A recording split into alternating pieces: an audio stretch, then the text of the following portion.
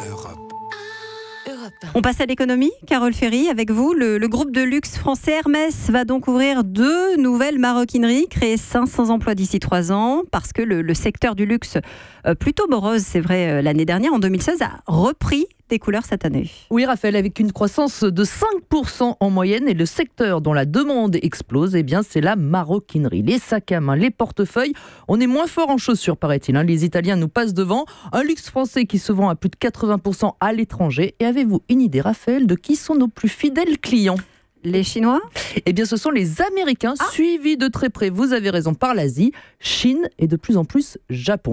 Et puis vous avez un effet d'accélérateur en France, c'est que les touristes chinois, effectivement, sont de retour après la peur des attentats en 2016. Et quand les touristes chinois viennent à Paris, ils achètent des sacs Vuitton et des portefeuilles Hermès. Bref, la demande augmente, les marques doivent donc fabriquer plus. C'est pour ça que le fameux sac Kelly d'Hermès, par exemple, sera notamment fabriqué dans la petite commune de Saint-Vincent-de-Paul en Gironde.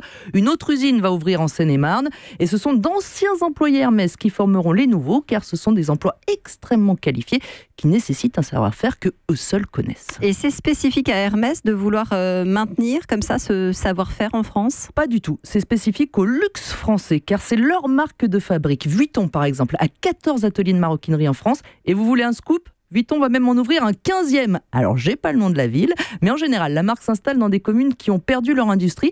C'est le cas, par exemple, à Romans-sur-Isère, l'ancienne capitale de la chaussure. L'Auvergne est aussi une région privilégiée par la maroquinerie de luxe. Pratique, vous avez sur place toute la filière, de l'élevage des veaux à la fabrication des sacs à main, en passant par les ateliers de tannerie. C'est vrai que j'y avais pas pensé, mais c'est effectivement plus rapide pour arriver dans les usines. Ça représente beaucoup d'emplois ? Alors, ce sont quelques centaines d'emplois à chaque fois, mais en 5 ans, Hermès a quand même créé 2400 postes.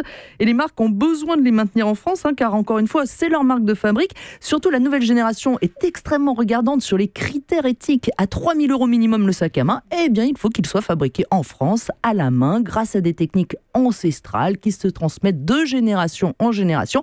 C'est ce savoir-faire made in France qui n'a pas de prix dans le luxe. Effectivement, et on a raison de le garder et de le conserver sur notre territoire. Europe. Europe 1.